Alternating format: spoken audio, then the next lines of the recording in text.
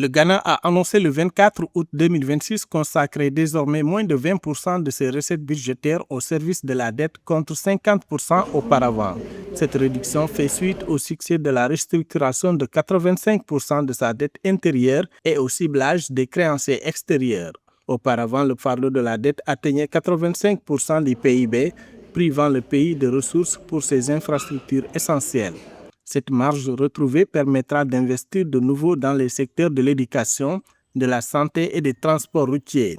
L'allègement est concrétisé par un accord avec la Belgique pour restructurer 163 millions d'euros de dettes d'exportation.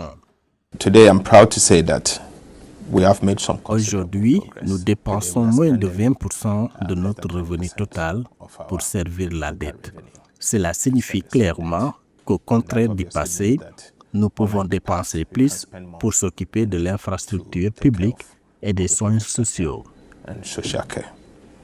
Au-delà du soulagement budgétaire immédiat, cet accord bilatéral renforce la crédibilité internationale du Ghana et balise la voie vers une résilience à long terme. Pour les autorités ghanéennes, la finalisation de ces négociations avec les créanciers extérieurs est le gage d'un retour durable de la confiance des investisseurs. Ce que je veux dire également, c'est qu'avec cet accord, le Ghana progresse vers la restructuration de sa dette, la restauration de la confiance et l'assurance d'un avenir économique plus stable pour la population. J'aimerais saisir cette occasion pour remercier votre gouvernement en particulier pour l'amitié dont vous avez fait preuve envers le Ghana et pour l'accord de restructuration de ces 163 millions d'euros. Le Ghana met en œuvre des mesures pour veiller à ce que nous ne retombions plus dans une situation insoutenable.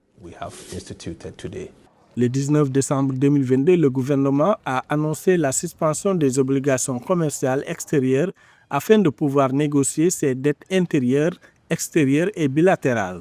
Suite à la formation du comité des créanciers du Club de Paris, soutenu par la Chine, le gouvernement a entamé des négociations de restructuration de la dette avec ses créanciers bilatéraux afin de restructurer une dette d'environ 5,4 milliards de dollars.